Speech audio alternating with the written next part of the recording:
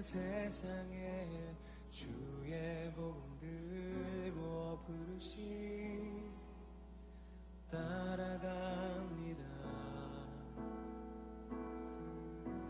슬픔과 고통이 가득한 이 땅에 눈물을 닦아주려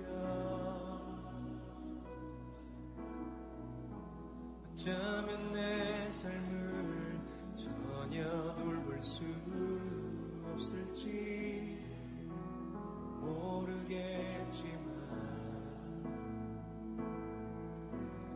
나를 보내시고 무너진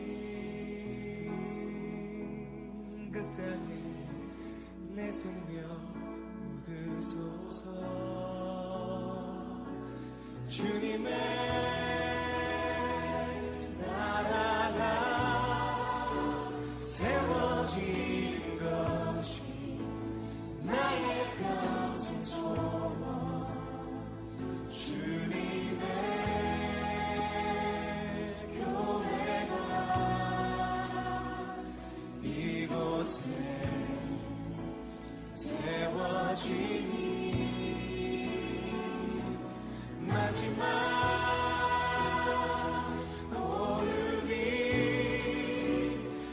지날 때까지 나는 나가리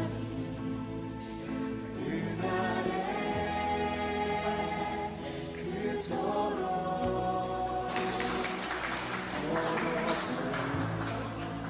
주 얼굴 보니 어쩌면 내 삶을 전혀 돌볼 수 없을지 모르겠지만 나를 보내시고 무너진 그 땅에 내 생명 叫장동민. 네, 그래서 이제 이 여기를 통해서 복음이 전파가 된 거죠. 所以那个希望是从那个台北有个叫马街， 네, 중국말은 마제라고 합니다. 조지 러슬 맥케이라는 양반이 거기다 이제 소학교를 짓죠. 그래서 전도사들 양성하는 여성들. 그래서 이제 여기서 이제 그쪽으로 가서 전도로 오는 거죠. 上帝很奇妙。 예, 그 주님이 상당히 뭐라 그럴까 아주 지명이니까는 아주 오묘하죠. 为什么他能够为什么他能够一并祷告？ 그래서 이제 왜 그렇게 전도할 수가 있었겠느냐? 是因为圣灵陪伴着他。 왜냐면 주님이 뒤에서 계셨기 때문에.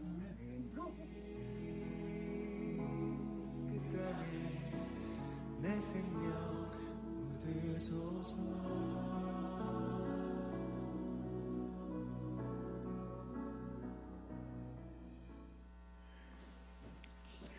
지난 주간 중에는 노예 임원들과 함께 임원 수련회가 있었습니다. 대만의 한 시골 마을에 계속 머물면서 주변에 기독교와 관계된 곳들도 탐방할 수 있는, 오전에는 계속 회의를 하고 오후에 잠깐 보는 가운데 정말 오묘하신 하나님의 은혜를 많이 느낄 수가 있었습니다. 옆 사람과 인사하시겠습니다. 주님의 섭리는 오묘하십니다. 주님은 지금도 우리와 함께 하십니다. 주님은 천국까지 함께 하십니다. 오늘은 교회력의 마지막 주일입니다. 다음 주부터는 대림절이 시작되어지면서 새로운 교회력으로, 교회 달력으로는 새로운 새해가 이제 시작이 되어지죠. 세상의 달력은 1월 1일로 시작해서 12월 31일로 한 해가 끝나지만은 교회의 달력은 예수님께서 이 땅에 오심을, 또 다시 오실 예수님을 기다리는 대림절로부터 시작하여서 오늘 왕이신 그리스도의 주일입니다. 오늘 왕이신 그리스도의 주일로서 이렇게 한 해를 이렇게 마무리하곤 하죠. 이게 마지막 주일입니다. 마지막이라고 하면은 이제 세상 사람들 마음 가운데 두 가지 마음이 있죠. 하나는 마음이 좀 편안해지고 또 차분해지는 그런 마음이 있는가 하면은 또 아이고 벌써 마지막이네 하면서 조급해지는 경우가 있죠. 그런데 우리가 아무리 마음이 느긋하든 조급하든 하나님의 때는 반드시 오고야 마는 것이죠. 그러므로 성경에서 말하고 있는 것처럼 주님께서 오실 그때를 우리는 항상 마음에 준비하는 슬기로운 그리스도의 신부가 되어서 오늘도 복된 주님의 날을 사모하는 우리들이 돼야 될 줄로 믿습니다. 오늘 본문의 말씀은 상당히 오늘 사순절도 아니고 고난주간도 아닌데 예수님 십자가를 못 박히시는 그 장면이잖아요. 두 가지 때문에 아마 렉셔너리 성서 정가에서는 오늘 본문으로 삼지 않았나 하는 생각이 드는데, 첫 번째는 예수님께서 이제 마지막이시기 때문에 십자가, 그래서 마지막 주일, 무엇보다도 유대인 왕이신 예수 그리스도를 나타내는 대목이 있기 때문에, 그래서 오늘 이 본문을 택하지 않았는가 하는 그런 생각이 들어집니다. 예수님에게 뿐만 아니라 모든 사람에게 있어서 그 인생의 마지막이 참 중요하다고 저는 생각합니다. 왜냐하면 그 사람의 마지막 순간을 어떻게 맞이하고 있느냐가 그 사람의 삶에 총체적으로 다 평가하고 보여주는 장면이라고 저는 생각합니다.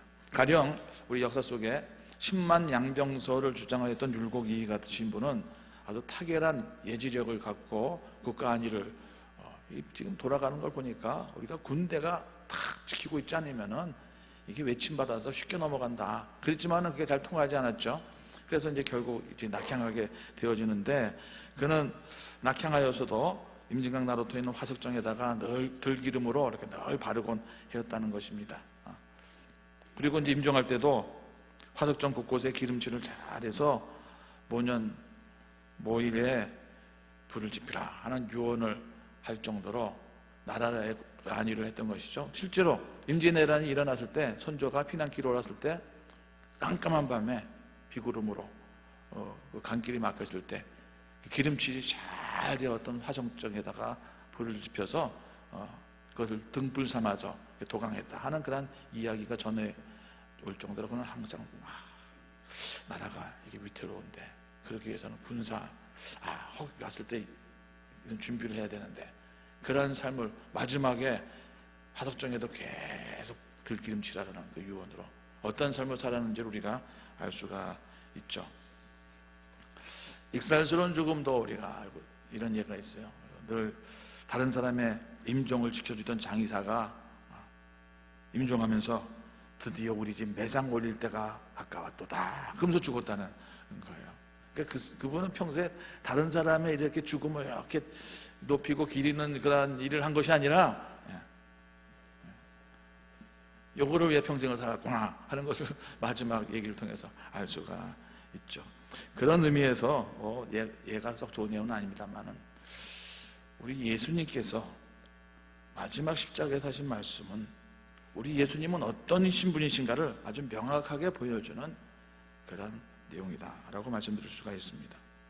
그렇다면 예수님 마지막에 무슨 말씀을 남기셨다고 여러분들은 기억하고 있습니까? 오늘 십자가 고통의 마지막 죽음 앞에서 하신 예수님 말씀을 통하여서 과연 내가 믿는 예수님은 어떤 예수님이신가, 그리고 우리가 그 예수님을 믿는다는 것은 어떤 믿음을 고백하는 것인가를 새롭게 발견하고 다짐할 수 있는 오늘 이 아침이 될 수 있기를 바랍니다. 저는 앞으로 2년이 빨리 지나갔으면 좋겠다 하는 생각을 가져요. 어차피 닥쳐오는 폭풍우와 비바람을 피할 길 없다면은 하여튼 우산을 쓰고라도 잘 견뎌야 되는데, 지난 몇 년간 노예 부서기 또 분회장 하다 보니까 눈코 뗄 수가 없을 정도로 미안하기도 하고, 아까 이거 목이 콱 막히잖아요. 컨디션 조절도 참 여러 가지로 간당간당하고, 이제 몇 년 동안 이렇게 우리 교회뿐만 아니라 노예 일을 하면서 특별히 노예에서 어려운 문제들, 굉장히 고민 가운데 있는 목사님들, 지금도 갈등 중에 있는 교회들 이렇게 가서 중개인 노릇도 해보고 각서도 쓰게 하고 막 그러면서 제가 마음속에 다시 한번 확인하는 게, 예수 믿는 사람들 지독하다. 이 믿는 사람들끼리 한번 틀어지면은 주님 오셔도 안 되는구나, 그런 생각이 막 들 정도예요. 제가 이번 주에도 또 이렇게 또 만나야 되는데, 어느 교회 양팀을 따로따로 만나야 되는 이번 주에도 또 있어요. 흰머리만 자꾸 생겨요. 이제는 빠질 것 같아요, 머리카락이. 그러면서 정말 예수 믿는다는 게 무엇인가? 예수님을 우리의 참 구원자로, 참 구세주로, 왕으로 섬긴다는 의미가 무엇인가? 그래서 정말 예수 믿는 사람인가 아닌가를 구분하는 어떤 기준이 있다면 저는 이걸 말씀드리고 싶어요. 용서하고 있는가? 용서를 경험했고 그 또한 용서하는 사람인가? 그래야 참된 그리스도인이 아니겠는가? 그런 생각을 좀 하고 있습니다. 우리가 예수 믿고 구원받았다는 것은 소위 세상 사람들이 말하는 예수 믿어서 복받아서 성공한 사람 되었다, 그게 아니라는 말씀을 제가 누누이 말씀드리지 않습니까? 예수님께서 십자가를 통해서 가르치시는 가장 핵심적인 내용이 무엇일까? 십자가 예수 믿어 구원받아 복받는다, 그거라고 믿습니까? 1번입니다. 1번 시작. 십자가를 통한 예수님의 가장 중요한 가르침은 용서입니다. 용서입니다.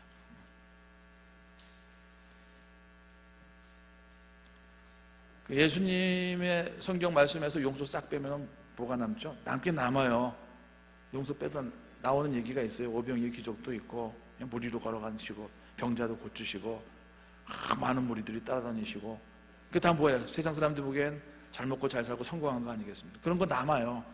근데 그런 거 우리가 바라보려면 굳이 예수 믿을 필요가 없어요. 그냥 무당 국거리 하는 데 쫓아가도 그런 얘기 하거든요. 구판만 잘 벌려도 성공한다 그러지 않습니까? 벽에다가 그냥 탁 시루떡이나 그냥 엿가락 딱 붙여도 합격한다 그러지 않습니까? 차라리 그게 낫지. 더 돈도 싸고 1년에 한두 번만 해도 되고.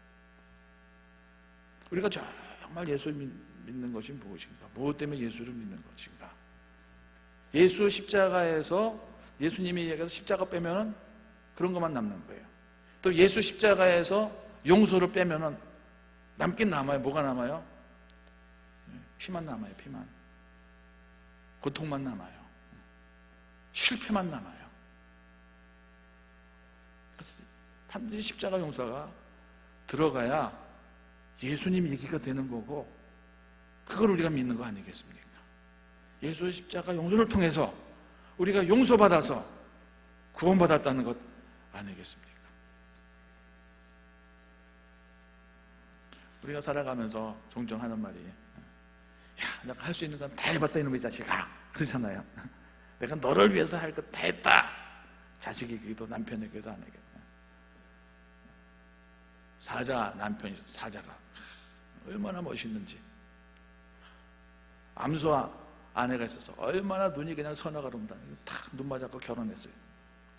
그래갖고 암소가 사자한테 첫날 아침 새벽에 일어나갖고 그냥 여물을 팍 작두로 싹둑싹둑 잘라갖고 그냥 구수하게 아침 식사하시라고, 여보 아침밥이야 드렸더니 사자가 냄새 맡더니 쓱 밀어넣는 거야. 그래서 이게 아직은 뭐 좋아가지고 하루는 당신, 하루는 내가. 다음날 사자가 아침 일찍 나고 신선한 토끼 한 마리 잡아가지고 여물처럼 질겅질겅 써갖고 바들바들한 토끼 수프를 만들어 놨어. 여보 맛있는 거 들어. 암소가 내가 하나 못 먹겠다. 이것도 하루 이틀이지 나중에 어떻게 됐다는 거예요? 마이웨이, 우리 각자의 길로 갑시다 하면서 헤어지면서 뭐라 그랬다는 것입니까? 나는 최선을 다했다고. 최선을 다했다고. 우리가 최선을 다하지만 안 하는 게 있습니다. 예수 믿으면서 가장 예수 믿으면서 힘든 일이 무엇입니까? 하루도 빠지지 않고 주일 성수하는 거, 매일 새벽 기도 나오는 거, 성경 공부하라 그러는데 성경 천덕이 참여하는 거, 기도하는 거, 봉사하는 거, 다 힘들고 어렵지만 최고로 힘든 거에는 이게 안 들어가죠. 정말 여러 번 설교가 듣지만 듣기보다 하기 싫은 거 뭡니까? 잘 안 되는 거. 목사도 용서.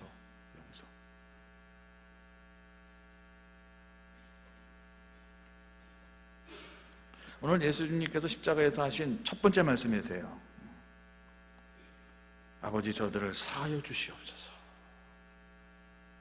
첫 번째 말씀.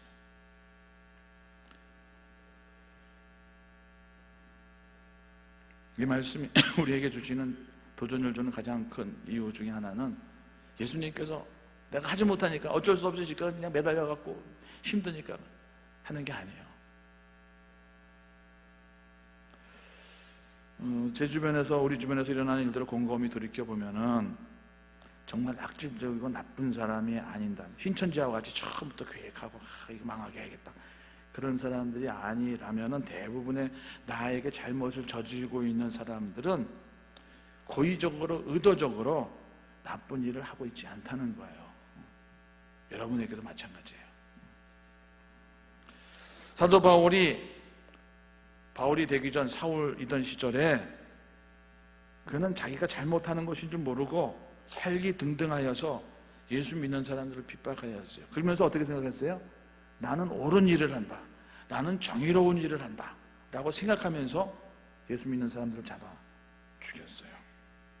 그렇지만 예수 믿는 사람들에게는 그것이 아주 괴로운 일이었던 것처럼 지금 나를 괴롭게 하고 힘들게 하는 모든 일들의 당사자들은 대부분 옳은 일을 하고 있다고, 나는 바른 일을 하고 있다고 그렇게 생각하면서 하고 있는 것입니다. 왜요? 잘 알지 못하기 때문에, 제대로 이해하고 있지 못하기 때문에 그것이 옳은 것이라고 생각하면서 막 교회 다니는 거 욕하고 막 그럴 거예요. 잘 알지 못하기 때문에. 예수님 당시에 예수님에게 고통을 줬던 사람들은요, 대부분 어떤 책임적인 권한이 있었던 사람들이 아닙니다. 빌라도 외에는, 우리가 지금 빌라도에게 고난을 받으사 맨날 그러지만 빌라도에는 어떤 책임적인 권한이 있었던 사람이죠. 2차 대전 시에 나치의 제2인자인 아돌프 가이면이 그랬지 않습니까? 나는 죄가 없다고. 왜? 나는 책임적인 자리에 없었다는 거예요. 다 그냥 히틀러가 시키는 대로 했다는 것처럼 대부분의 사람들은 모르고 하는 거예요. 모르고 나쁜 짓, 나에게는 나쁜 짓, 다른 사람에게 나는 올바른 일을 하고 있다고 그러고 있다는 것이죠. 그래서 예수님께서 지금 괴로우신 것은 자신이 하는 일을 알지 못한 채 아픔을 주고 있는 저 사람들을 어떻게 이해할 것인가, 바라볼 것인가 하는 문제가 아니었을까. 우리가 용서합시다, 그 말은 참 쉽지 않습니까? 용서하는 거 그냥 용서하면 되니까, 그죠? 용서하는 거 뭐가 어려워요? 그냥 하면 되는데, 그죠? 용서하면 되는데 이게 안 되는 거예요. 왜냐? 우리 본성하고 용서하고는 이게 안 맞아. 우리 김 목사의 성질머리로서는 누가 나한테 잘못했으면 어떻게 돼요? 나한테 잘못한 거 7배는 갚아줘야지. 그냥 2배 정도도 속이 안 잖아. 한 7배는 그냥 막 욕해줘야 되고 때려. 그래갖고 이에는 이, 눈에는 눈, 이런 얘기가 나오잖아요. 그 동태복수법, 동태복수. 똑같이 갚으라는 거예요. 그 말을 우리는 똑같이 갚자 그렇게 생각하지만은 사실은 그것은 원수의 악순환을, 원수 갚는 것의 악순환을 제한하는 법이에요. 그 이상 하지 말라는 거예요. 한 대 맞았으면 한 대만 그걸 끝내, 그런 뜻이에요. 그게 이제 고대 사회부터 있었던 거죠. 오늘 예수님께서 용서하기 참 힘든 사람들을 용서하신다는 거예요. 특별히 곰곰이 내가 예수님의 입장에서 누가 가장 힘들었을까? 누구가 가장 용서하기 힘들었을까? 저들이 알지 못합니다. 알지 못하는 사람들이 누구였을까? 물론 로마 병정들도 그랬을 것이고요. 호산나 그랬다가 십자가 못 박아라 그랬던 사람들도 그랬을 것이고요. 특별히 저들 가운데는 여기 코빼기도 안 보이는 사람들도 있어요. 나는 절대로 예수님을 버리지 않겠다고, 이게 침도 안 바르고 3번씩이나 그랬던 배 들어집니다. 이번에 이제 대만에 잘 아는 제 친구가 있는데 노회정 선교사님이라고 계시잖아요. 대만은 이제 갑자기 갑자기 가게 됐어요. 그래도 거기서 한번 만나봤으면 좋겠다 이런 생각이 있지만은 저는 어디 가서 누구 만나고 이렇게 신세 주는 거 되게 싫어하기 때문에 저희 누이가 미국에 있어도 절대로 거기서 안 앉아요. 그냥 통화만 하고 끝내지. 전화도 안 했어요. 근데 그저께 이제 대만은 이제 시골 지역에 있었기 때문에 타이베이로 우리가 딱 한 번 들어왔어요. 타이베이고 아까 그 담수인가 뭔가 그 교회 보려고. 근데 이제 들어왔는데 점심 먹는데 카톡이 왔어요. 보이스톡 갑시다. 보이스톡 하면서 왔어요. 그러니까 노회정 선교사님이 전화가 왔어요. 서울 춥다는데 어디 괜찮으세요? 이렇게 통화 자주 안 하거든요. 1년에 한 번 하면 많지 않은데. 그래서 보이스톡으로 왔어요. 그래서 사실은 내가 여기 지금 타이베이에 들어와 있다고. 그러면 전화해야지. 지금 우리가 만나야죠. 그냥 해줄 수 없잖아요. 근데 지금 내가 여기가 어딘지도 모르겠다고. 그 안내하시는 분 좀 바꿔달라고 그래갖고 한 2시쯤 통화가 됐는데 하여튼 간에 7시에 만나기로 약속을 했어요. 7시에 어디 뭐 저녁 먹는 근처에서 만나기로 약속했는데 7시도 못 만나고 한 8시 한 10분 15분쯤 1시간 이상 1시간 반 정도 기다렸어요. 먼저 와서. 아니 2시간 기다렸을 거예요. 먼저 와서 기다릴 테니까. 비가 주룩주룩 오는데 30분 만났어요. 30분 만나고 뭐 나는 또 돌아가야 되니까 시골로 돌아가야 되니까 빠이빠이 하고 빨리 타라고 그래서 이렇게 손을 흔들고 헤어지는 모습을 우리 노 회장님이 보시더니 노 회장님과 노 회장 사모님이 목사님 선교사님한테는 지금 이 순간이 최고로 나쁜 순간이에요. 왜냐면은 이 노 회장님 부부가 코스타리카에 선교사 생활을 몇 년 하시다가 들어오셔서 목회를 하시는 분이시거든요. 선교사를 줄 때 많은 분들이 오면 너무너무 좋대, 만나는 게 와서. 근데 헤어질 때는 나를 버리고 가는 것 같아. 나를 위에다 딱 던져놓고 자기들끼리 싹 가는 느낌이 드는데 그때 그 마음이 너무 절망스럽고 그리고 나면 한 일주일, 2주일 그냥 우울증이 확 사람 왔다가 가면 그냥 우울증에 팍 걸린대요. 아마 선교사님이 그럴 거라고. 제 마음이 또 얼마나 또 아파요. 들어오자마자 미안하다고. 들어오면 우리가 더 진하게 만나자고. 그래서 아직까지도 미안해요.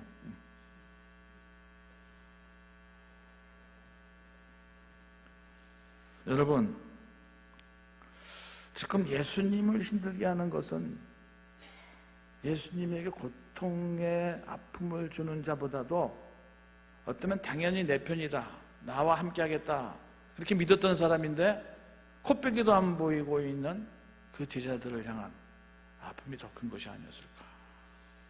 그런 생각이 들더라는 것입니다. 여러분에게서도 마찬가지라고 생각합니다. 나에게 아픔을 준 사람은 내 편인 줄 알았는데 당연히 나를 지지하고 내 곁에 있어줄 줄 알았는데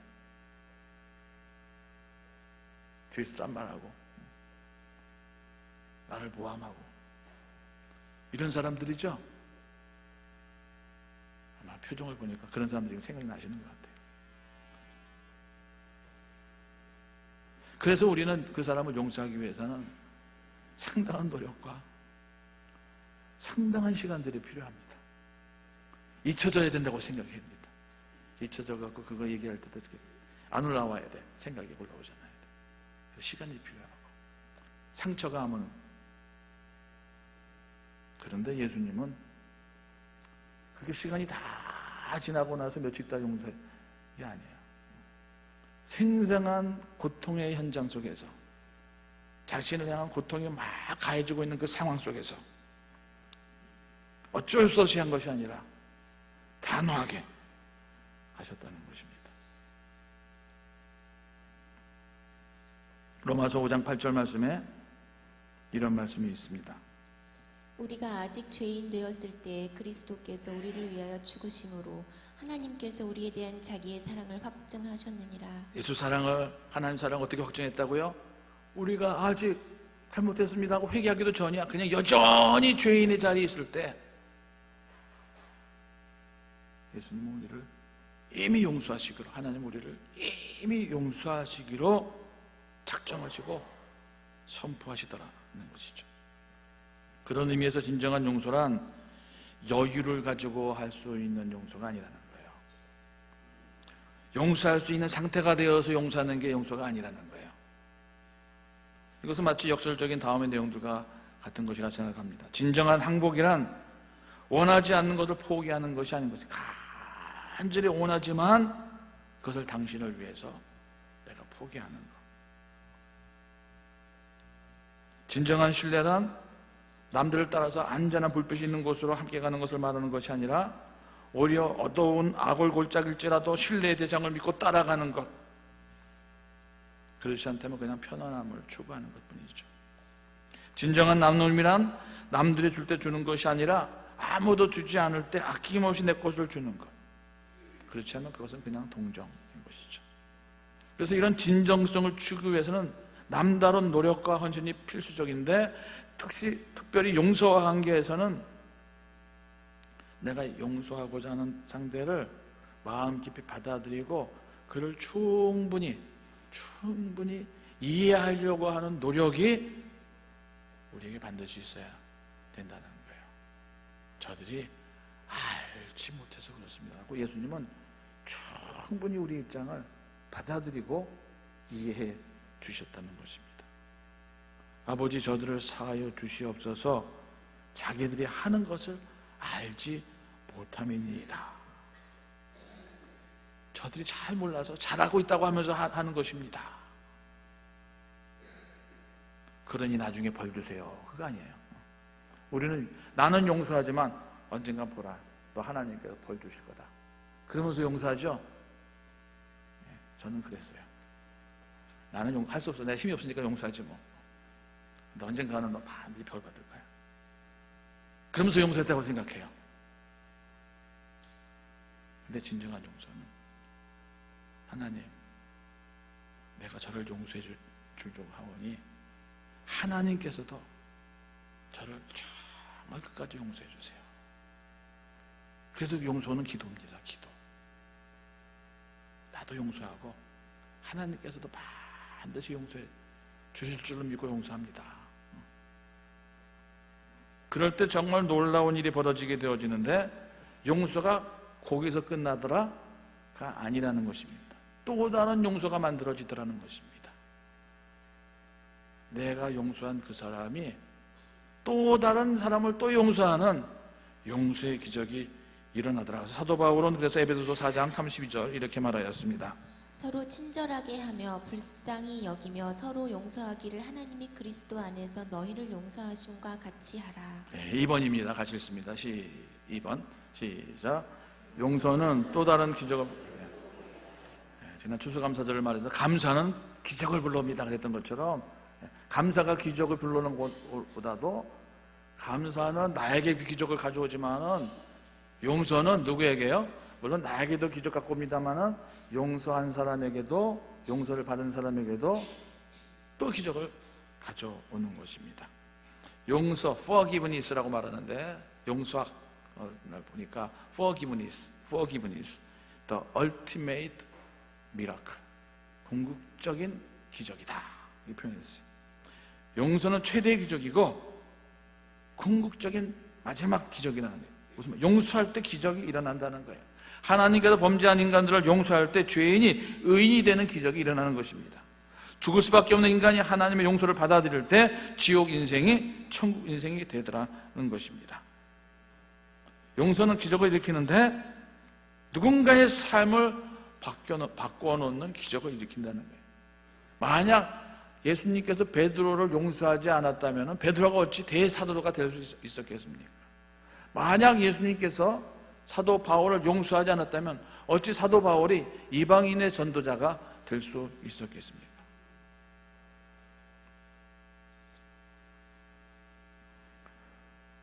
오늘날 용서가 필요한 시대라고 생각을 합니다.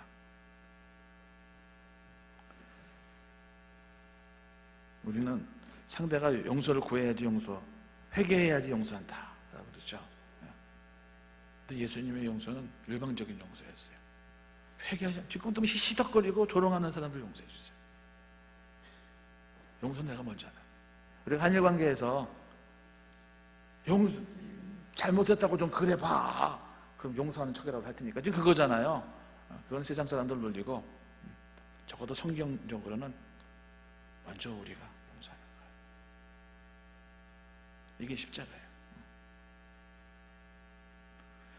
필립 안시책에 이런 얘기가 나옵니다. 스페인 어떤 아버지가 집을 나간 아들, 생각하니까 괘씸하죠.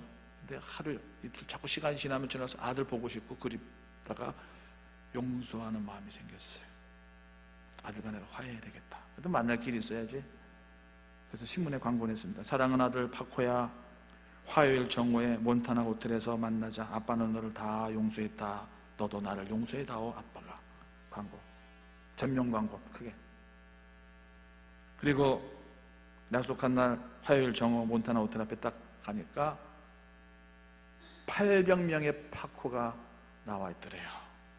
파코는 김씨였던 모양입니다. 흔한 이름. 무슨 말입니까? 지금은 용서를 바라는 사람들이 많다. 이 세상은 용서의 대상들이 많다. 언젠가도 소개한 내용이 실제 사건입니다만, 이제 막 목사 안수를 받은 목사님 35세에 목사 안수를 받았어요. 미국에서 35세는 이제 뭐 대학교 나오고 대학원 나오고 그럼 뭐 35세 휙 되거든요. 따끈따끈한 목사님 이제 막 부임했어요. 근데 어느 날 사냥 갔다가 토끼질하고 쐈는데 사람이 맞았어요. 그것도 죽었어요. 막 부임한 담임 목사님이 사냥터 가갖고 사람 죽였어요. 어떻게 되겠습니까? 막 언론에 나오고 교인 막 뒤집어졌죠. 목사가 살인자라고 내쫓아야 된다고, 내출뿐만 아니라 목사직을 박탈해야 된다고 막 아우성입니다. 그래서 교회가 막 시끄러웠습니다. 그때 예상치 못한 일이 벌어졌습니다. 재직 가운데 한 사람이, 여러분, 사람 죽인 젊은 목사를 어느 교회에서 누가 받아주겠습니까? 우리가 용서하지 않으면 목사님은 평생 갈 곳이 없습니다. 평생 살인자의 멍에를 쥐고 살 것입니다. 그러니 우리가 목사님을 한번 용서합시다. 이 제안을 온 교인들이 받아들이고 목회를 계속하게 되었어요. 이 목사님의 목회 철학은 무엇이 되었을까요? 당연히 용서죠. 용서. 목사님께서 십자가와 용서와 사랑을 설교할 때마다 그 교회는 날마다 울음바다가 되었다는 것입니다. 이 교회는 미국 최대의 교회로 성장뿐만 아니라 이 목사님은 미국 침례교 총회장, 세계 침례교 총재를 지닌 크리스 웰 목사님이십니다. 딱 치면 상당히 많은 자료들이 나와요. 크리스 웰. 지금 우리나라는 자유과 우익 이런 표현 쓰죠.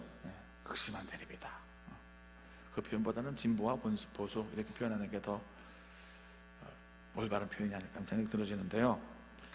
해방 직후에 좌익과 우익의 극심한 대립 가운데 1948년 10월 여순 반란 사건이 저 여수 순천에서 일어났을 때 그 지역의 목회자였던 손양원 목사님의 두 아들 동인과 동신이 같은 학교 다니던 친구인 좌익 청년인 안재선에게 무참히 살해되는 사건이 있었습니다.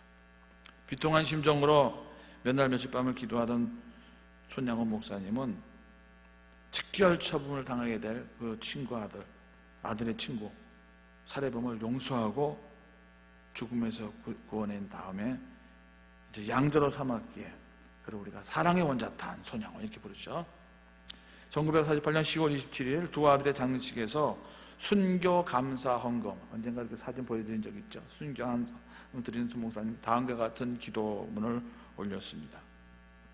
나 같은 죄인의 가정에서 순교의 자식이 나게 해주셨으니 감사하고, 허다한 성도 중에 이런 보배를 나에게 주셨으니 감사하고, 삼남 삼녀 중에서 가장 귀여운 맏아들과 둘째 아들을 바치게 하셨으니 감사하고, 한 아들의 순교도 귀하다 하셨거늘 두 아들이 순교하셨으니 감사하고, 예수 믿고 와석 종신, 이불자들이 편안히 누워서 죽음을 맞이하는 것 와석 종신, 예수 믿고 와석 종신해도 복이거늘 전도하다 총살 순교하게 하셨으니 감사하고, 미국 가려고 준비하던 아들이 미국보다 더 좋은 천국 가게 하셨으니 감사하고, 사랑하는 아들 죽인 원수를 회개시켜 양자 삼위라는 마음을 주셨으니 감사하고 아들의 순교가 열매 맺어 무수한 천국의 열매가 맺을 것을 믿으니 감사하고 역경 속에서 하나님의 사랑 깨닫고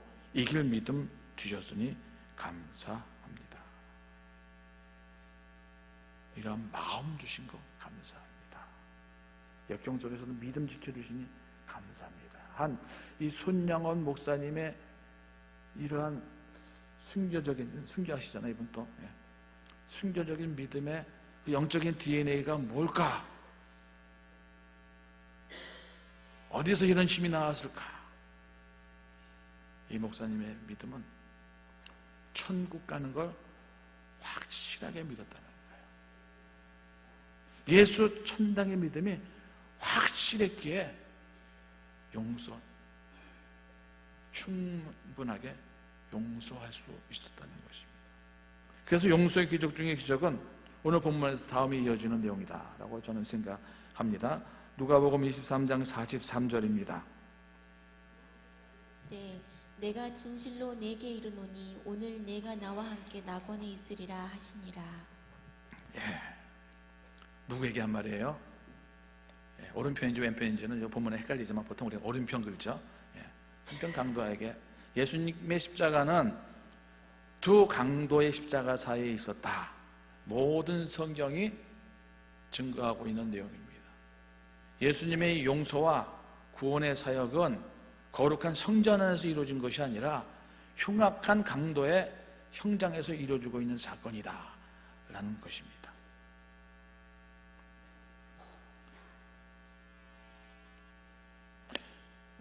유럽교회에 가보면은 좀 더 천주교 교회 보면 들어가는 입구에 이렇게 조그만 이렇게 물단지 같은 게 있어요. 그 성수라 그러죠. 들어가기 전에 한번 이렇게 머리에 찍고 먹고 물로 거룩하게 하고 들어간다. 이제 그런 의미죠. 근데 그 성수에 파리가 빠졌네. 그러면은 그 파리가 거룩해진 것입니까? 그 성수가 오염된 것입니까?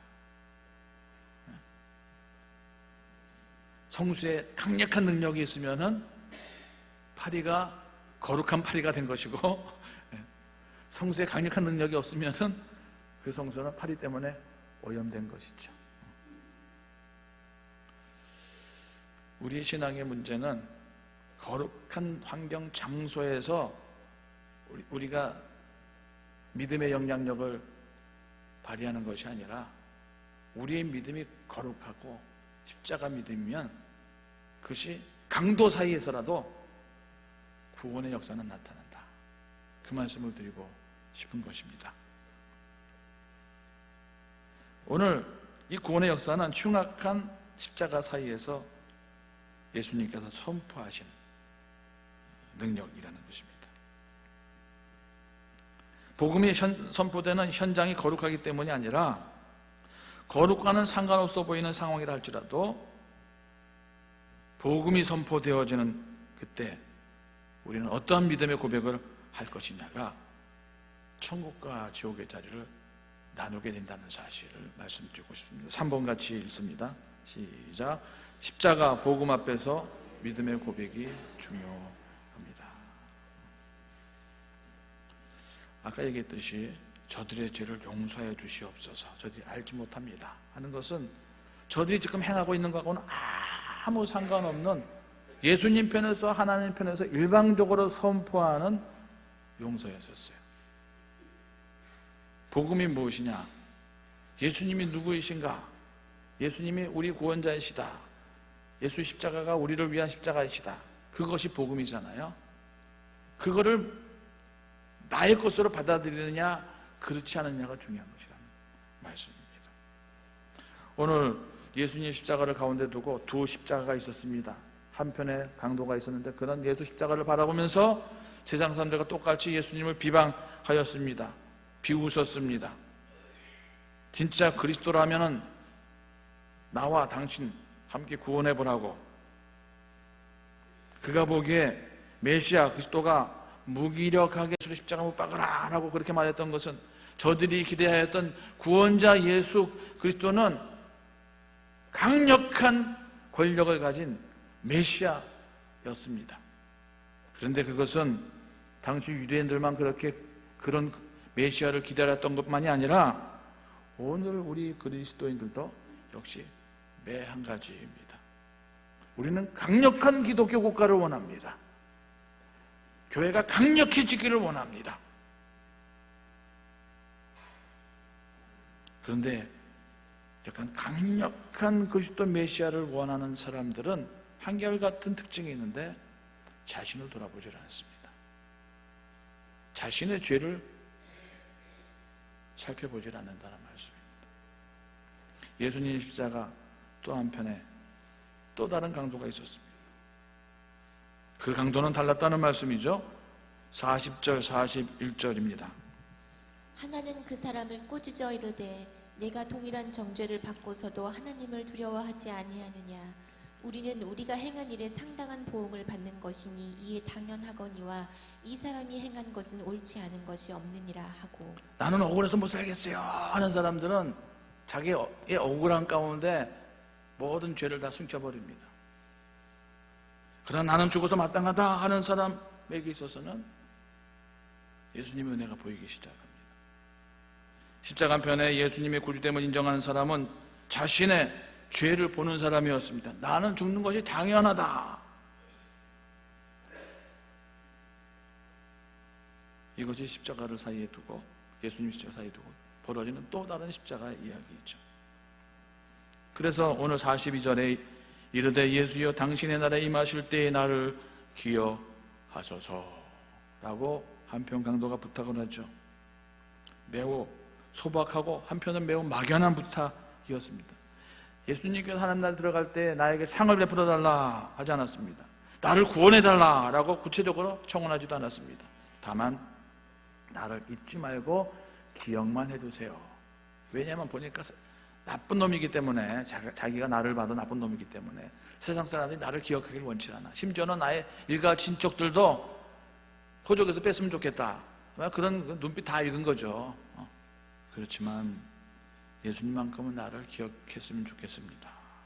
얼마나 소박하기 그지없는 마음이었습니까?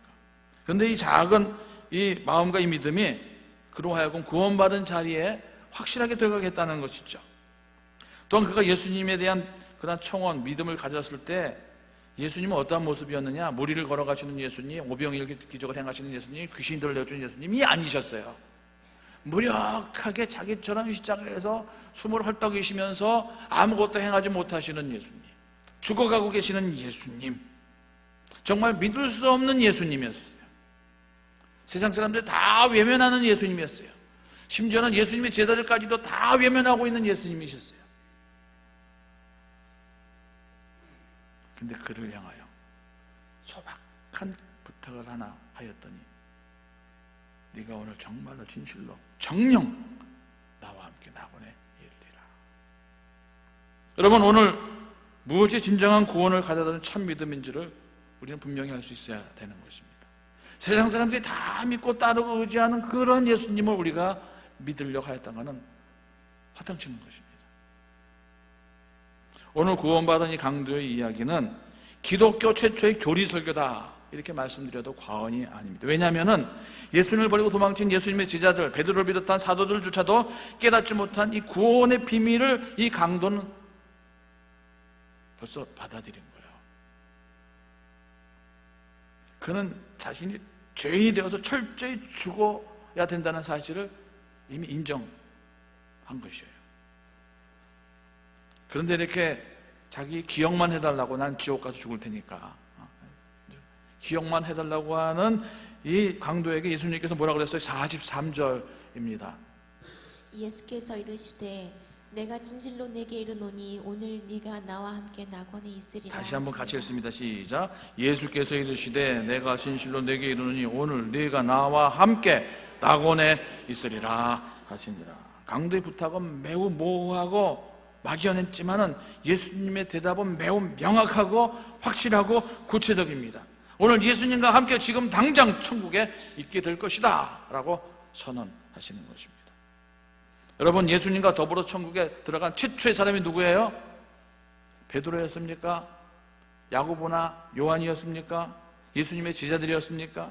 예수님의 모친 마리아였습니까? 사도 바울입니까? 아니었습니다. 반대로 평생 못된 짓만 골라 한 흉악범, 바로 이 강도가 예수님과 함께 천국에 들어간 사람. 성경 그렇게 말하고 있죠. 제가 잘못 해석하는 거 아니죠? 이 사람은 세례를 받지도 예수님의 그 식탁 앞에서 성만찬에 참여하지도 않은 사람이었습니다. 선행을 했는지 안 했는지 모르지만 이제부터 내가 선행을 해서 예수님과 함께 들어가겠습니다 하고 싶어도 이 강도의 손과 발은 못에 박혀서 그 손과 발로 무엇을 더 이상 할 수 없는 완전 무력한 상태에 빠져있는 사람이었습니다. 그가 천국에 들어간 것입니다. 그가 천국에 들어간 것은 그의 노력이나 선행이 아니었습니다. 오직 100% 그의 고백 때문이었습니다. 그의 고백적인 믿음으로 예수님과 함께 낙원에 들어가는 영광을 누렸다고 성경은 선언하고 있습니다. 그렇습니다. 구원은 우리의 공로를 헤아려서 주시는 것이 아닌 것입니다. 오직 100% 하나님의 은혜로 주시는 선물이라는 것입니다. 이러한 말씀에 도전해 나는 확실한 아멘을 하는 믿음이 있느냐 하는 것입니다. 확실한 십자가 앞에서의, 십자가 복음 앞에서의 믿음이 있느냐 하는 것입니다. 십자가 자리일지라도 그곳에 계신 예수님과 함께 하고자 하는 그런 믿음이 우리에게 있느냐 하는 도전인 것입니다. 선교사님들의 선교사, 소위 순회 선교사라 자칭 그렇게 말씀하시는 김용의 선교사님이 계시죠. 이분은 신학교 학교 학력은 국민학교 중퇴가 전부예요. 신학교 들어가지도 않으신 분이에요. 그런데 메시지는 목사 100년 모아놓은 것보다 더 강력해요. 아주 선명해요. 그래서 선교지 쫓아다니면서 선교사님들 이렇게 셰퍼드야 이렇게 선교사들 목양하시는 선교사, 그래서 순회 선교사. 네. 몇 년 전 이 선교사님께서 세계 곳곳에 사역하고 있는 이 자녀들이 5명이 있는데 다 선교사 사역을 해요. 서울에서 모였어요. 그날 이 선교사님 생일이라서 케이크 켜놓고 촛불 자르려 그러는데 사모님이 붙여갖고 자꾸 오시니까 김영기 선교사님께서 자 그러면은 소감 한마디씩 하자. 분위기를 바꾸려고 그랬어요. 그때 이제 첫째 아들 충성이가 이렇게 묻더라는 것입니다. 아버지, 제가 아프리카에 사역할 때 저를 만나러 오셨던 거 기억나세요? 그래, 맞아. 그때 내가 한번 갔었지. 그때 제게 카드 써주신 것도 기억하세요? 아, 내가 그랬나? 그때 이 김용기 선교사님은 아프리카 가장 가난한 나라에 간 자기 아들 보면서 한숨이 절로 나왔다는 이렇게 기록하더라고요. 학교도 전기도 없는 고생하는 아들 보면서 말로는 어떤 상황이든지 어떤 환경이 잘 견디라 그렇겠지만 더운 날씨에 그냥 10kg나 살이 쭉 빠진 아들 보면서 이런 곳에서 우리 아들을 살기는 너무 아깝다 이런 생각이 들어오더라고. 나중에 그런 기록을 해놨더라고요. 그래서 아들 쳐다보면서 한국에 들어오기 전까지 여러 가지 고민하다가 아들에게 이제 마지막 카드를 써주고 왔던 모양입니다. 그래서 이제 이날 김용기 선교사님 생일날 그 아들이 그 카드 얘기를 한 거예요. 아버지의 그 고백을 그날 밤 저 또한 하나님께 드렸어요. 이렇게 적으셨어요. 사랑하는 아들아, 우리 땅끝에서 죽어 하늘 복판에서 만나자. 우리 땅끝에서 죽어 하늘 복판에서 만나자. 아버지, 저는 이 말을 제 가슴에 새겼습니다. 훌륭한 믿음의 선배가 되어주셔서 정말 감사합니다. 그래서 저는 지금 사역지를 땅끝이라는 러시아 체천으로 결정했습니다. 우리 땅끝에서 죽어서 하늘 복판에서 만나요. 감사합니다. 이게 김용희 선교사님 첫째 아들 김충성 선교사가 나눈 대화입니다. 죄의 장아찌가 되어 살아온 자신이라고 늘 고백하시는 분이 이 김용희 선교사님이십니다. 근데 제 입장어치로 살아왔던 내가 예수님이 지신 그 십자가 곁에 가서 십자가를 지는 척이라도 하는 것이 이게 얼마나 큰 축복인지 모른다고 그런 날마다 그렇게 고백을 하십니다. 여러분, 십자가 위에서 우리의 죄를 용서하신 우리 주님께서는 가장 중요한 사람에게 주님의 그 십자가 사역을 또한 우리에게 맡겨주시는 줄로 믿습니다. 지금까지 생각했던 십자가가 우리에게 무거운 짐이 아니라 사명의 영광의 십자가이구나 생각하시면서 지금까지 해보지 않았던 첫 번째, 주님께서 나를 용서하신 것 같이 나도 한번 십자가에서 용서 빼면 십자가가 아니에요. 나도 용서 한번 해보겠습니다.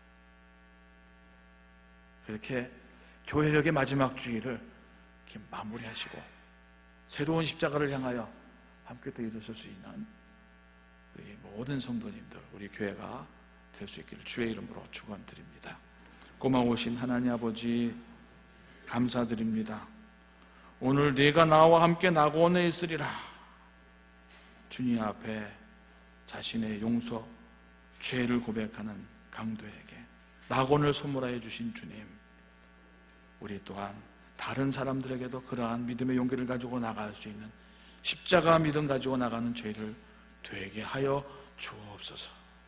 예수님의 이름으로 기도하옵나이다.